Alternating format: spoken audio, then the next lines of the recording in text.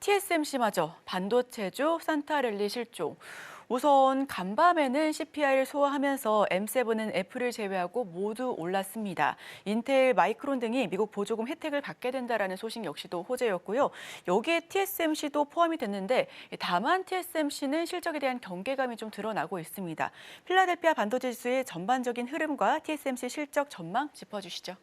지금 시장, 특히 미국 증시의 흐름을 보게 되면 유독 필라델피아 반도체 지수만 잘 못 갑니다. 비록 어제 잘 가는 모습을 보였다 하더라도 그 이전까지 S&P 500이나 나스닥 그리고 다우만큼 상승 탄력이 커졌던 건 아닙니다. 구체적으로 지난 6월경 고점을 찍은 이후로 한 차례 큰 조정이 나왔고 이게 쉽게 회복이 안 돼요. 그도 그럴 것이 엔비디아가 되든 TSMC가 되든 이 실적의 성장이라고 하는 부분에 있어서 둔화되는 양상이 뚜렷하게 나타나기 때문입니다. 그런 면에서 최근에 나온 요 기사와 관련된 자료를 한번 쭉 보게 되면 우선은 왼편 위에 있는 건 둔화되는 TSMC의 월별 매출 증가율입니다.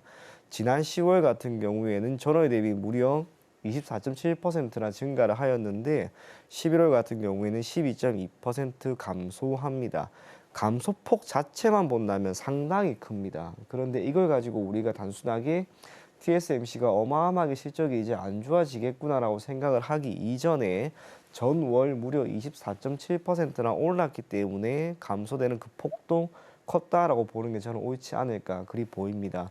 평균적인 수준을 쭉 보게 되면 여전히 매출의 증가세는 나쁜 편은 아닙니다. 하지만 주된 고객사인 이제 이 엔비디아의 매출 증가율이라고 하는 것을 배제를 할 수가 없다라고 하는 게 핵심이라고 보여지는데요. 엔비디아 같은 경우에는 올해 2분기까지 매출 증가율이 어마어마했습니다.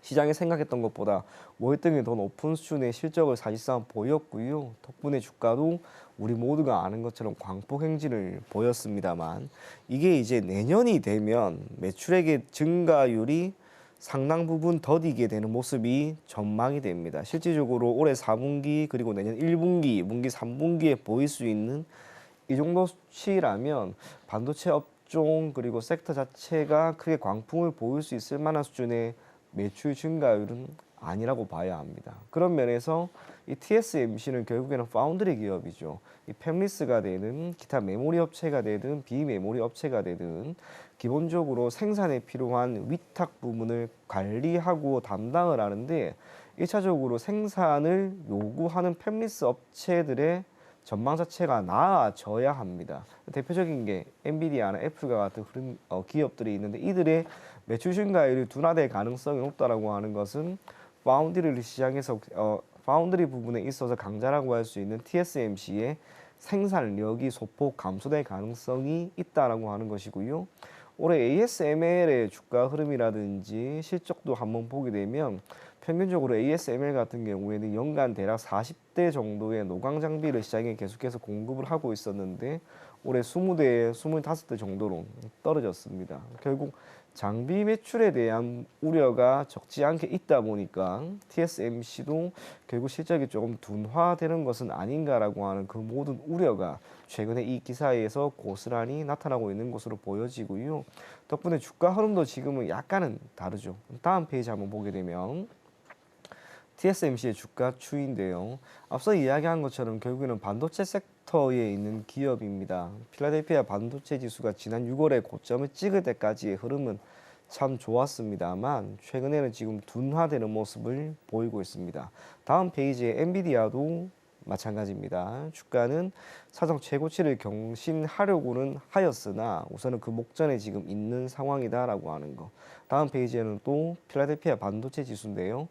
필라델피아 반도체 지수가 지금 참 못 갑니다. 어제 잘 가긴 하였습니다만 사실상 지금 미증시의 전반적인 흐름을 본다면 이미 신고가를 또 경신했을 만한 그런 위치에 있어야 한다고 보이는데 그게 지금 안 되는 거죠. 그러다 보니 엔비디아나 TSMC 그리고 우리가 알고 있는 기타 반도체 업종에 대한 우려가 조금은 산재되어 있는 상황이다라고 하는 것을 우리가 주목하시면 좋을 것 같고요.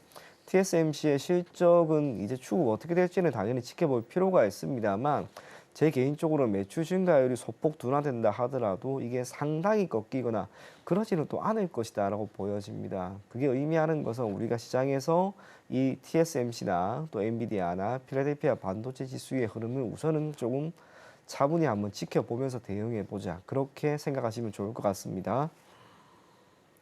네, 나스닥은 2만 포인트를 넘어섰는데요. 필라델피아 반도체 지수의 상승세는 좀 둔화되는 모습이었습니다.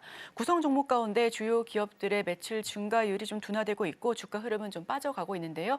어느 정도 관망 심리를 이어갈 것으로 보여집니다. 저희도 좀 지켜봐야 될 것 같고요. 그렇다면 TSMC와 엔비디아, 필라델피아 반도체 지수 모두 정체된 게 모두 결국은 반도체 업종의 성장 탄력 둔화 때문인 것 같습니다. 반면 애플의 경우에는 여전히 주가 흐름이 좀 탄력적으로 나오고 있고요. 오늘은 조금 밀리긴 했지만 여전히 시총 1위 자리를 굳건히 지키고 있습니다. 자, 애플의 주가에 대해서는 우리가 어떻게 좀 파악할 수 있을까요? 괜찮더라고요, 사실상. 네. 그런데 그 이유를 어쨌거나 찾아봐야 되는데요. 저도 어제 그리고 그저께 최근에 반도체 관련된 리포트를 한 6개, 7개 이렇게 쭉 살펴보다 보니까 뭔가 영향을 미칠 만한 변수는 우선은 있습니다. 1차적으로 앞서 이야기 드린 것처럼 필라델피아 반도체 지수는 지난 6월경 고점을 찍은 이후 이 가격대를 다시 한번 돌파하지는 못하는 상황입니다. 우리 모두가 아는 것처럼 지금 반도체 업종에 대한 우려는 크죠. 사실상 삼성전자, SK하이닉스 같은 경우에도 주가 흐름이 최근 들어서는 여전히 좋지가 않습니다. 좋지 않은 이유는 결국 다가올 미래에 혹은 가까운 미래에 업황 그리고 실적에 대한 우려가 섞여 있다라고 하는 것도 있을 것이고요. 예전만큼 보였던 그러한 광풍은 당분간 없을 것이다라고 하는 것도 적지 않게 있습니다. 이제 그걸 조금 세부적으로 한번 봅니다. 필라델피아 반도체 지수는 최근에 조금 전에도 제가 보여드렸기 때문에 이건 우선 넘어가고요. 다음 페이지에 이 D램과 낸드 쪽의 가격 추이를 한번 보는 거예요. 키움증권에서 리포트가 하나 나와가지고 거기에서 제가 자료를 발췌를 했는데 우리가 반도체라고 하는 것은 결국에는 큰 틀에서는 두 가지입니다. 메모리와 비메모리. 우선은 메모리 같은 경우에는 삼성전자나 SK하이닉스 그리고 마이크론 이 세 기업의 시장 점유율이 거의 100%가 되고요. 이들의 영업이익이나 매출의 개선이 이루어질 수 있을 만한 변수 중에 핵심은 바로 이 D램과 낸드의 가격 변화입니다. 그런데 맨 위쪽에 있는 D램의 경우, 우선 PC의 D램 같은 경우에는 지난 8월부터 시작을 해서 성장률이 딱 꺾여요. 전월 대비 8월에는 마이너스 1%, 9월에는 마이너스 2%, 10월에는 제로, 그리고 11월에는 마이너스 7%입니다. 반면 모바일 같은 경우에도 올해 10월부터 이제 딱 꺾입니다. 기본적으로 앞서 이야기한 이런 메모리 업체들 같은 경우에는 PC에 들어가는 D램과 이 모바일에 들어가는 D램 가격이 올라가게 되면 판매 마진이 늘어나는 게 당연한 현상이고요. D램 가격이 꾸준히 우상향하는 흐름을 보일 때는 사실상 기업들의 주가 흐름도 괜찮습니다만 지금은 그런 모습은 우선은 아닙니다. 특히 D램 같은 경우에는 연초에 전월 대비 20%나 상승하는 그런 모습을 보였음에도 불구하고 1차적으로 그러지는 못했습니다. 다음 페이지에 이제 낸드 쪽 한번 볼 건데요. 낸드 같은 경우에도 지금 딱 비슷한 시기에 맞춰서 꺾입니다. D램보다 낸드 같은 경우에는 마진율이 상대적으로 더 높습니다. 그리고 D램 같은 경우에는 최근에 부각이 되고 있는 이 HBM에 대한 수요가 늘어나면서 자연스럽게 D램의 가격이 올라가고 낸드 쪽의 가격도 올라갈 것이다라고 하는 전망이 지배적이었으나 1차적으로 그러지를 못했던 거죠. 그러면 이렇게 가격이 올라가지 못하는 그 원인을 우리가 이를 기반으로 하고 있는 제품들, 특히 스마트폰, 이 스마트폰과 일정 부분 연계를 지을 수도 있지 않을까라는 생각이 들었습니다. 하나증권에서 나온 리포트를 또 참고를 한번 해보면요. 다음 페이지입니다. 글로벌 스마트폰 판매량입니다. 왼편 같은 경우에는 판매량과 증감률이 있는데 이 왼편 회색의 막대 그래프 같은 경우에는 18년, 19년, 21년 정도까지는 판매량이 그래도 연간 그리고 월간 기준으로 적지 않은 폭을 보였습니다만 2022년, 23년, 24년 들어서는 분명히 한 차례 딱 꺾여요. 그리고 빨간색으로 네모가 쳐 있는 저 부분인데요. 우선 조금 작게 나오지만 이게 올해 하반기 들어서 증감률 자체가 바로 꺾입니다. 증가하지 못하고 제로 수준까지 떨어지고 지금 이러한 흐름이라면 아마 12월 정도에는 마이너스권으로 들어가지 않을까라고 하는 모습을 그리고 우리가 그걸 기대를 할 수가 있습니다. 그러다 보니 판매가 둔화될 가능성이 높은 상황인데 기존의 삼성전자가 되든 애플이 되든 그들은 판매의 증진을 위해서 이미 생산을 해 두었던 그런 재고가 있겠죠. 이 재고가 늘어나면 당연히 좋지가 않습니다. 시장이 생각했던 수요에 맞춰서 공급을 계속해서 맞춰줘야 하는데 그게 지금 오른편 파란색 박스입니다. 공급 과잉률이 지금 올라가 버리는 거죠. 당연히 공급 과잉이 이렇게 나타나게 되면은 기업의 입장에서는 재고 자산이 쌓일 수밖에 없고요. 휴대폰이라고 하는 것이 가지고 있는 특징, 우리가 특히 젊은 세대들 같은 경우에는 새롭게 출시되는 휴대폰에 대한 수요가 늘지 오래된 시간이 지난 제품에 대해서는 수요가 크게 견인되지는 않습니다. 그러다 보니 지금 애플도 그렇고요. 삼성전자도 그렇습니다. 스마트폰에 대한 신규로 나오는 출시가 되는 제품에 대한 이 수명이 점점 짧아집니다. 실질적으로 판매량이 증진되는 그 속도 또한 그 수명 또한 얼마 되지를 못해요. 다음 페이지 한번 보면 왼편은 갤럭시 S 시리즈 그리고 오른편은 이 애플의 아이폰인데요. 이 판매 대수를 한번 쭉 보게 되었을 때 갤럭시 시리즈는 기본적으로 오늘 출시가 되었다면 최대 2달 정도밖에 수명이 이어지지를 못합니다. 이후로는 계속해서 감소되죠. 마케팅이라든지 기타 입소문이라든지 이 모든 것을 감안해서 특정 시리즈가 나왔을 때 삼성전자의 갤럭시 시리즈 같은 경우에는 2달 정도 동안 최대한 판매를 해야 된다는 것을 의미합니다. 그걸 넘어가게 되면은 판매량은 상당 부분 둔화되고요. 가격도 떨어지죠. 반면 애플 같은 경우에는 석 달 동안 유효합니다. 이 한 달의 차이가 그렇게 큰 건가?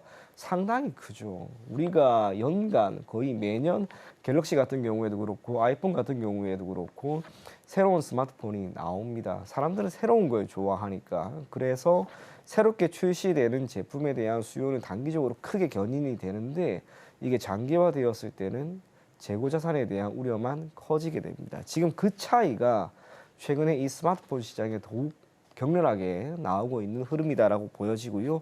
다음 페이지도 한번 보게 되면 글로벌 상위 6개 회사의 월별 점유율 추이입니다. 지금 왼편에 보이는 빨간색 박스 애플 빼고는 전부 다 시장 점유율 지금 떨어져요. 애플은 급격하게 최근에 딱 올라가고요. 오른편에 북미 지역도 마찬가지입니다. 삼성전자의 시장 점유율이 지금 떨어졌는데 애플은 지금 탁 올라가죠.